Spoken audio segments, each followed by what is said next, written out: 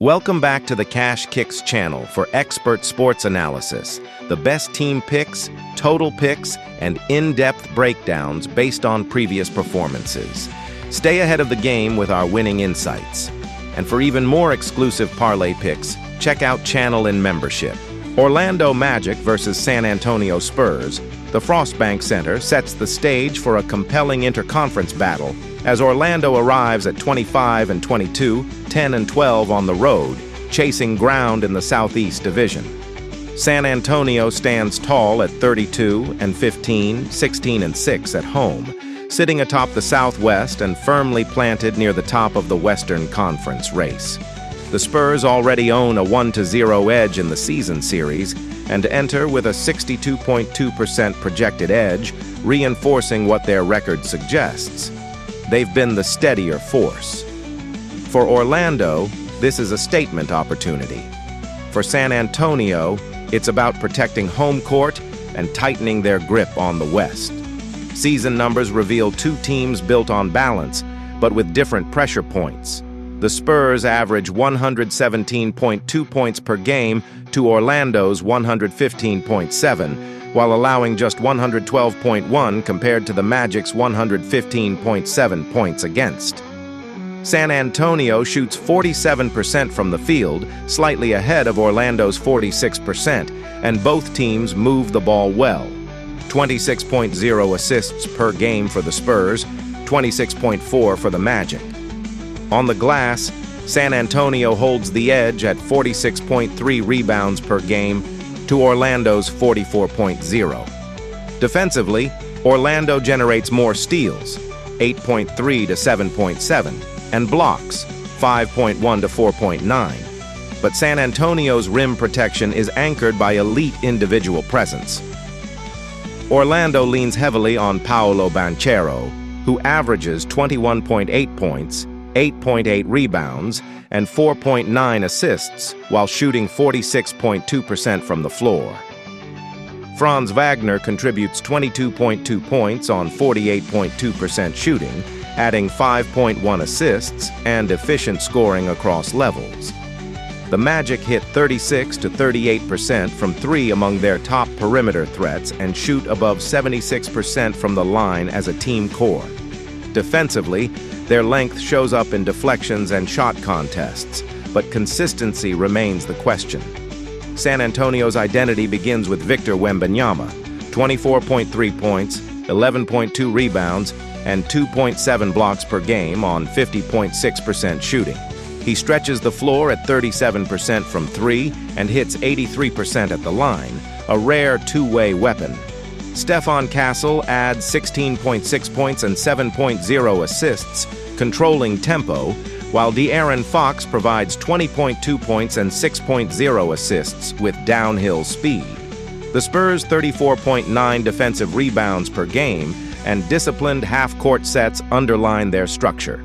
The defining theme, Orlando's athletic, turnover-forcing perimeter defense versus San Antonio's interior dominance and half-court precision. If the Spurs control the paint and defensive glass, they dictate pace. If the Magic speed it up and win the possession battle, they can tilt rhythm. Recent form sharpens the contrast. Orlando has alternated results, going 2-3 in its last 5, impressive wins over Toronto, 120 to 130, and Miami, 124 to 133, but losses to Cleveland, Charlotte, and the Clippers, including a tight 119 to 105 setback. The offense can surge, but defensive lapses have cost them late. San Antonio is 3-2 in its last 5, including a 126 to 109 win over Utah and a dominant 123 to 110 performance in another meeting with the Jazz. They stumbled against New Orleans and Houston, but responded with poise. At home, their energy has been consistent, and their scoring balance has traveled from quarter to quarter. The centerpiece is Banchero versus Wembanyama. Banchero thrives through strength and rhythm, creating mid-range space and attacking mismatches. Wembanyama counters with length, efficiency, and defensive intimidation. One operates through controlled power, the other through dynamic range and timing. Banchero's 46% shooting meets Wembanyama's 50% efficiency and 2.7 blocks per night. Add Fox's speed and Castle's playmaking against Orlando's wing length, and every possession feels personal. After analyzing both teams, my first pick for this match is San Antonio Spurs winner, tactically. San Antonio's plus 2.2 rebounding margin and superior defensive rating suggest a grinded-out edge. Orlando must limit turnovers 13.5 per game and convert second chances. If the Magic force live ball steals and push tempo, they disrupt the Spurs' structure. But if San Antonio establishes Wembanyama early and controls defensive boards, transition lanes shrink. The X factors: three-point variance and bench composure. Orlando's perimeter accuracy can swing quarters quickly, while San Antonio's ability to protect the rim without fouling, 15.2 team fouls per game, stabilizes late possessions. San Antonio's rebounding control and interior efficiency create separation in the fourth quarter. Orlando competes, but the Spurs' balance and home court discipline close the door with authority. My second pick for this match is total over 223.5. Chicago Bulls versus Miami Heat. The lights rise in Miami with weight behind every possession. Chicago enters at 23-25, third in the Central Division, trying to climb back towards stability. Miami stands 26-23, second in the Southeast, guarding home floor and momentum in a tightening Eastern Conference picture. The numbers lean toward the Heat, roughly a 2-to-1 edge in projected win probability, and they've already taken control of the season series 2-0. This is more than another February game. It's positioning, confidence, and tone setting for the stretch run. Chicago scores 117.6 points per night. Miami answers with 119.8. The Bulls shoot 48% from the field to the Heat's 46%. But Miami has been slightly better from three, 36.5% to Chicago's 35.1%, and more efficient at the line, 79.1% to 75.7%. The Heat also protect the ball better, 13.8 turnovers per game compared to Chicago's 18.8, and that gap fuels transition chances and late-game composure. Rebounding is nearly even. Miami, 46.3, Chicago, 45.3. Assists sit at 28.6 for the Heat and 29.8 for the Bulls, showing Chicago's willingness to share.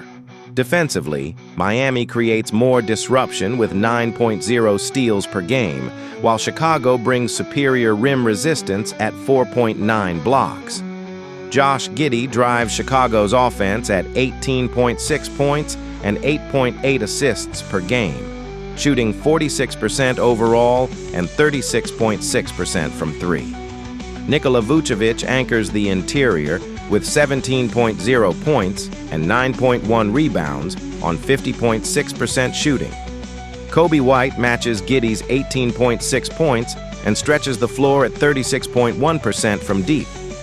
For Miami, Norman Powell sets the scoring tone at 23.0 points on 47.2% shooting and 39.2% from three. Tyler Herro adds 21.9 points with 49.7% accuracy and over 90% at the line. Bam Adebayo balances it inside with 18.0 points and 9.8 rebounds, while Davion Mitchell orchestrates with 7.2 assists.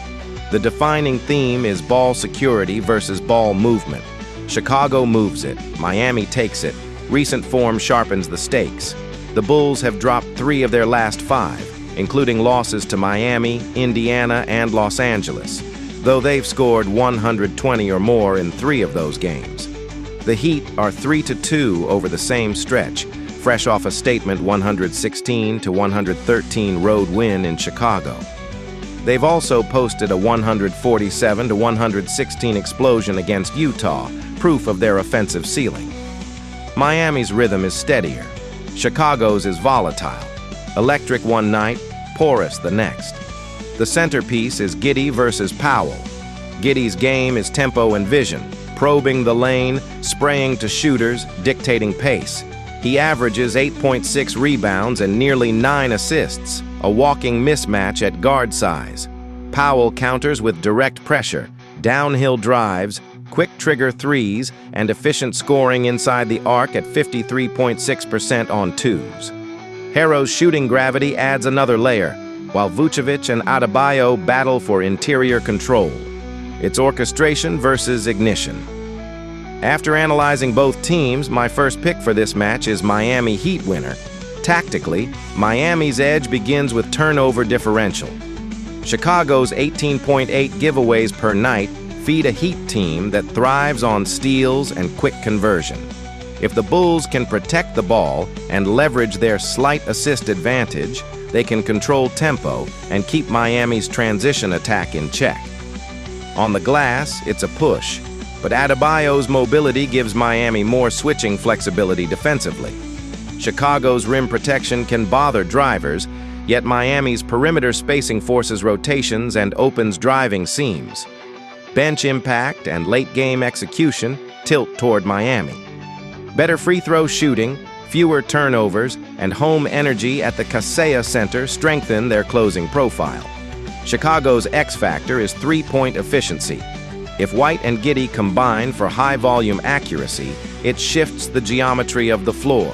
Expect pace, expect runs, expect momentum swings. But discipline wins this matchup. Miami's balance, turnover control, and shot-making under pressure provide the edge. Miami's efficiency and late-game composure decide it. Steady, structured, and strong enough to hold off Chicago's surges. My second pick for this match is total over 233.5 Sacramento Kings versus Washington Wizards. Tomorrow night in Washington, two teams fighting uphill battles collide under very different pressures.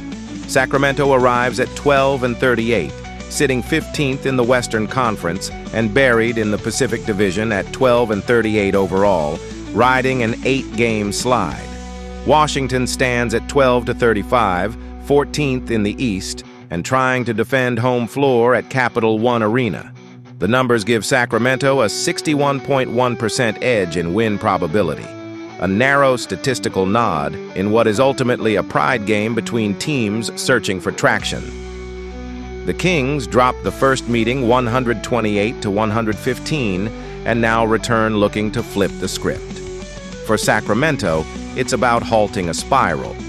For Washington, it's about protecting home court and building momentum in a conference where every incremental gain matters. Sacramento averages 110.1 points per game while allowing 120.5, shooting 47% from the field with 25.0 assists and 41.1 rebounds.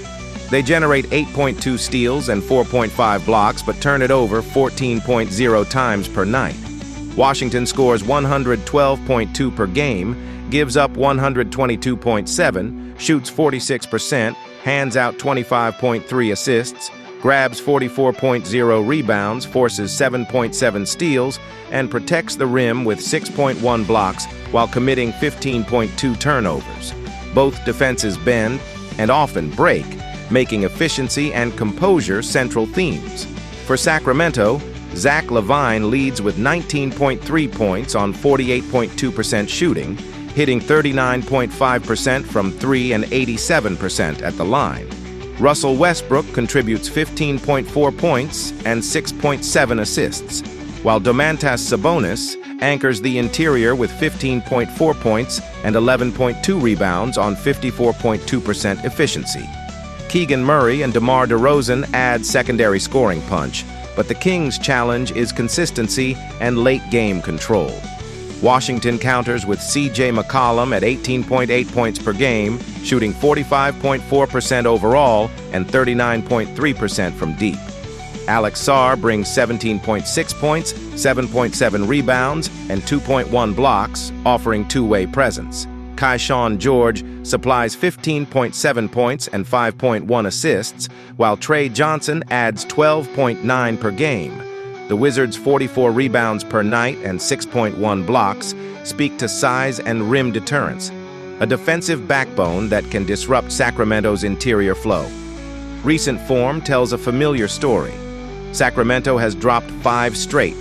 Losses to Boston, 112-93, Philadelphia, 113-111, New York, 103-87, Detroit, 139-116, and Cleveland, 123-118. The offense has sputtered in stretches, and defensive lapses have snowballed into extended runs for opponents. Washington, meanwhile, has split its last 5. They fell to the Lakers 142-111, rebounded with wins over Milwaukee 109-99 and Portland 115-111, then dropped games to Charlotte 119-115 and Denver 107-97. There's volatility, but also flashes of cohesion, particularly when ball movement sharpens and perimeter shooting stabilizes.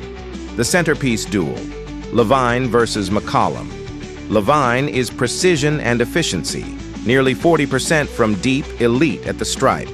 McCollum is rhythm and shot creation, capable of heating up quickly and stretching defensive coverage. Behind them, Sabonis's 11.2 rebounds per night meet Sarr's rim protection and mobility. That interior chess match could dictate tempo and shot quality for both sides. After analyzing both teams, my first pick for this match is Sacramento Kings winner, tactically. This game will hinge on defensive resistance versus offensive discipline. Sacramento's 14 turnovers per game must shrink against a Washington front line that converts mistakes into transition chances. The Wizards' shot blocking can alter drives, but if Levine and DeRozan control spacing and mid-range pockets, Sacramento can manufacture efficient possessions. Rebounding control looms large. Washington holds a slight edge on the glass. If Sarr and the Wizards' forwards establish inside position early, second-chance points could tilt momentum. Conversely, if Sabonis secures defensive boards and ignites outlet opportunities, Sacramento's pace increases, and so does their offensive rhythm. The X factor is bench steadiness and late-game execution. Both teams allow over 120 points per contest. Whoever strings together defensive stops in the final 6 minutes, switches cleanly, protects the paint, and limits second chances, will likely close this out. The Kings' slight efficiency edge and superior three-point accuracy give them enough scoring stability to outlast a Wizards squad that competes but struggles to sustain defensive containment. Expect scoring bursts on both ends, but Sacramento's shot-making, particularly from Levine, becomes the defining difference in a tightly contested finish. My second pick for this match is total over 227.5. LA Clippers versus Phoenix Suns. Tomorrow night in Phoenix, the stakes feel heavier than a typical February game. The Los Angeles Clippers arrive at 22-25, 10th in the Western Conference, fighting to stabilize their season and climb out of the play-in danger zone. The Phoenix Suns stand at 30-19, 6th in the West, chasing position in a crowded Pacific Division where every win tightens the race. Phoenix has already taken 2 of the first 3 meetings and enters with a slight edge in projected win probability, just over 52%. For the Clippers, this is about survival and momentum.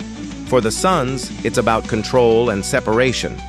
On paper, the numbers frame 2 different identities.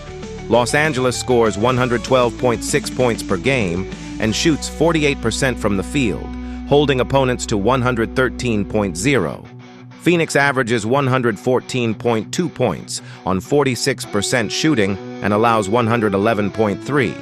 The Suns move the ball more crisply at 25.0 assists per game compared to the Clippers' 23.6, and they rebound better, 43.2 to 40.5. Phoenix also forces more chaos defensively, generating 10.3 steals per game against LA's 8.8. The Clippers counter with rim presence, averaging 4.7 blocks to Phoenix's 4.2.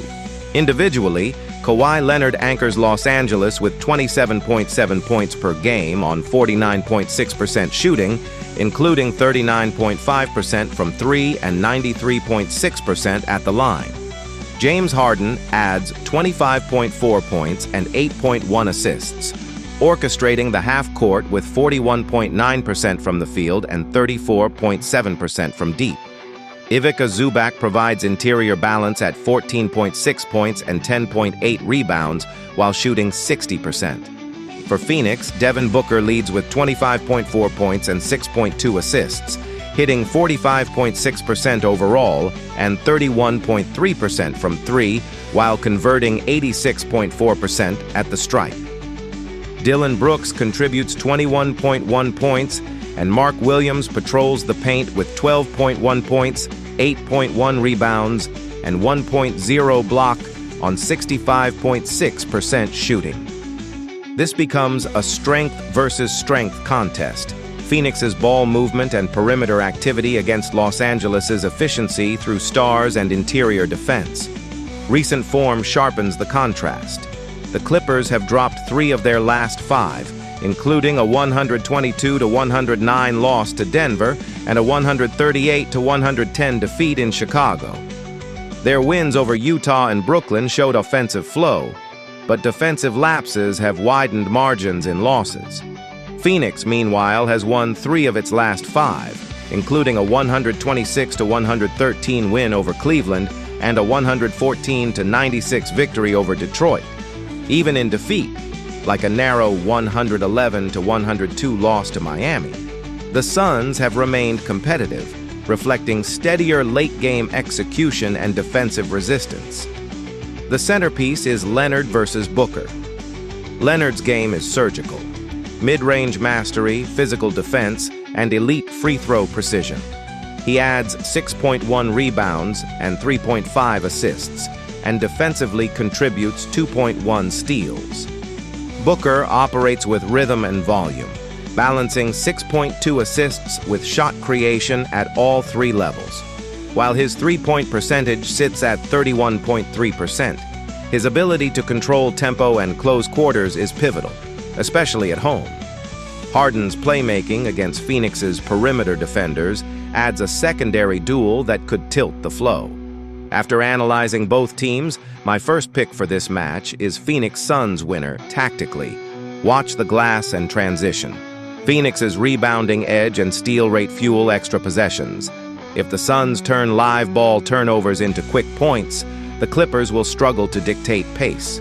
Los Angeles must leverage Zubac inside and keep Phoenix in the half court, where Leonard's efficiency can grind the game down. Spacing will be critical. The Clippers' 37.5% team three-point shooting from key contributors must stretch Phoenix's rotations. On the other end, Williams' efficiency in the paint tests, LA's rim protection, and Brooks' physicality challenges perimeter containment. Bench depth and defensive consistency are the X factors. Phoenix's balanced scoring and steadier assist-to-turnover profile suggest cleaner late possessions. The Clippers' reliance on star shot-making can carry them or leave them exposed if efficiency dips. Expect a competitive tempo early, with Phoenix gradually imposing its rebounding and defensive pressure. The Suns' balance and home rhythm give them the edge. Phoenix's extra possessions and late-game control prove decisive, reinforcing their position in the Western race while keeping Los Angeles searching for answers. My second pick for this match is total over 212.5, Oklahoma City Thunder versus Denver Nuggets. The Western Conference spotlight burns bright in Denver. The 38-11 Oklahoma City Thunder arrive with the best record in the West, holding a 5-game cushion over the 33-16 Denver Nuggets, who sit third and dominant at home. This is more than a mid-season meeting. It's a measuring stick between 2 elite offenses with postseason weight written all over it. Oklahoma City enters with a 66.3% edge in the matchup outlook, but the Nuggets defend their floor at Ball Arena with the confidence of a contender protecting its ground. Oklahoma City averages 120.3 points per game on 49% shooting, pairing efficiency with defensive bite, allowing just 108.0 points.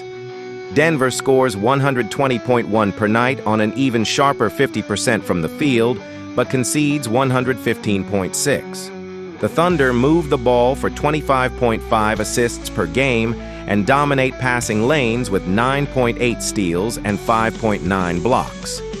The Nuggets counter with 28.0 assists, crisp, deliberate half-court execution, plus 6.8 steals and 4.1 blocks. Rebounding is nearly even, 43.6 for Oklahoma City, 42.5 for Denver. The engines are unmistakable.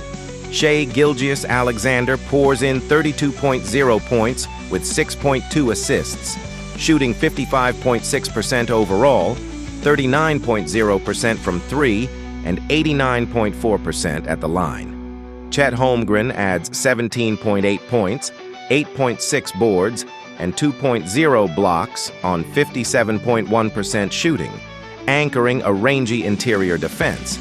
Denver answers with Nikola Jokic at 29.7 points, 12.2 rebounds, and 10.8 assists, connecting on 60.8% from the field, 43.9% from three, and 84.7% from the stripe. A triple threat orchestrator. Jamal Murray chips in 25.8 points and 7.4 assists, spacing the floor at 44.7% from deep. Defensively, Oklahoma City thrives on disruption. Holmgren's rim protection and the perimeter pressure of Cason Wallace and Gilgeous-Alexander generate turnovers that fuel transition bursts. Denver's structure is different. Jokic quarterbacks positioning, while Aaron Gordon and Peyton Watson provide length and rotation discipline. The defining theme is clear: Oklahoma City's disruptive defense and transition speed versus Denver's surgical half-court precision built around Jokic's decision-making. Recent form sharpens the tension. The Thunder are 3-2 in their last 5, bouncing back from a loss in Minnesota with wins over New Orleans and Milwaukee, scoring at least 104 in 4 of those games. The Nuggets are also 3-2, including wins over the Clippers and Bucks, but suffered a 19-point stumble against Detroit. Denver's offense has cleared 102 in 4 straight. Oklahoma City's defense continues to hold teams near or below the 110 threshold. And then there's the duel, a stylistic chess match between precision and poise. Shai Gilgeous-Alexander operates with glide and control, mid-range mastery, foul line efficiency, and complete command of tempo.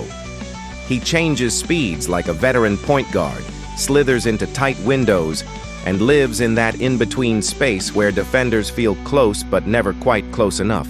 His footwork creates balance. His patience creates panic. Nikola Jokic counters with power and vision, post touches that collapse coverage, kickouts that punish doubles, and feathery touch from every level of the floor. He surveys before the trap even forms, manipulating help defenders with subtle pivots and no-look reads. Shai attacks seams. Jokic creates angles. One bends defenses with dribble penetration and calculated hesitation.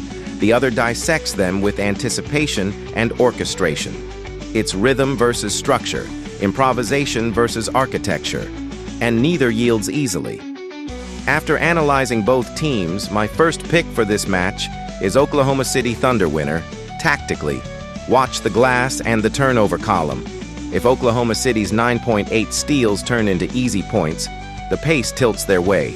If Denver protects the ball and forces half-court possessions, their 50% shooting efficiency becomes decisive.